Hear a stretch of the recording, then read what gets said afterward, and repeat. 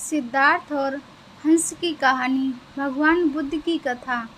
गौतम बुद्ध के बचपन का नाम सिद्धार्थ था। सिद्धार्थ नाम का अर्थ होता है वह जिसने अपने सभी इच्छाओं को पूरा किया।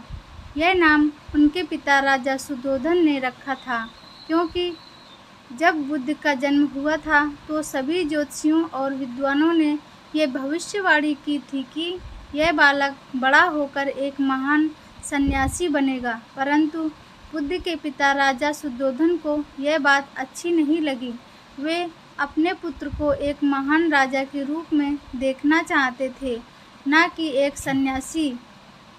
वे नहीं चाहते थे कि उनका पुत्र फकीरों का जीवन जिए, इसलिए सिद्धार्थ के रहने की व्यवस्था विलासिता से पूर्ण की गई। उन्हें तरह तरह की सुख सुविधाओं से रखा गया, दुख की अनुभूति तक न होने दी। परंतु एक सन्यासी के लक्षण तो बचपन में ही दिख जाता है। वे बचपन से ही शांत और सरल स्वभाव के थे। दया और करुणा तो उनके मन में कूट कूट करके भरी थी।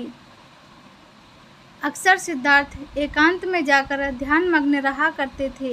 एक दिन की बात है, सिद्धार्थ अपने उपवन में एक शांत जगह इसी प्रकार ध्यान मग्न थे। तभी एक घायल हंस उनके सामने आ गिरा, जिससे उनका ध्यान भंग हो गया।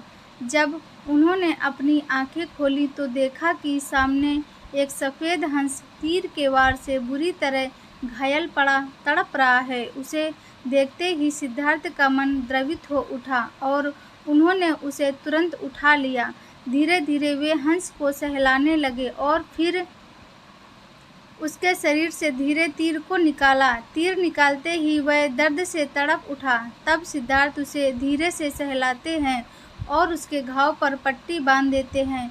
उसी समय एक ओर से कुछ शोर होता है और उधर से उनका चचेरा भाई देवदत्त आता हुआ दिखाई दे रहा था। सिद्धार्थ के हाथ में वह हंस देखकर बहुत खुश होता है और हंस लेने के लिए सिद्धार्थ के पास दौड़कर आ धमकता है।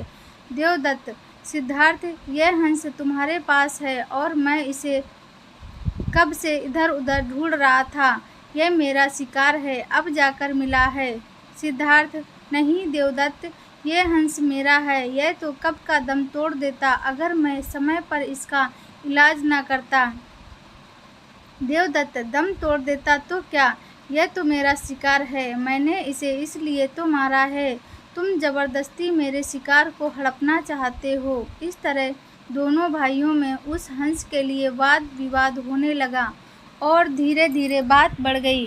तब दोनों ने मिलकर फैसला किया कि ये हंस किसका है। इस बात का निर्णय महाराज सुद्धोधन के पास जाकर ही होगा और दोनों भाई राज दरबार में गए। वहाँ उन दोनों ने अपना अपना तर्क महाराज के सामने रखा। महाराज सुद्धोधन विचार करके बोले, चूंकि यह हंस देवदत्त का शिकार है, इसलिए इस पर पहला अधिकार देखा जाए तो देवदत्त का है। परंतु सिद्धार्थ ने इसकी जान बचाई है और मारने वाले से बड़ा बचाने वाला होता है, इसलिए यह हंस सिद्धार्थ का हुआ।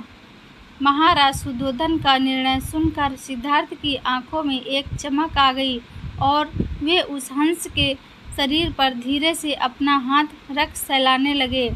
तो दोस्तों, कैसी लगी कहानी? ऐसी ही कहानियाँ सुनने के लिए चैनल को सब्सक्राइब करें, वीडियो को लाइक और शेयर करें। Thank you.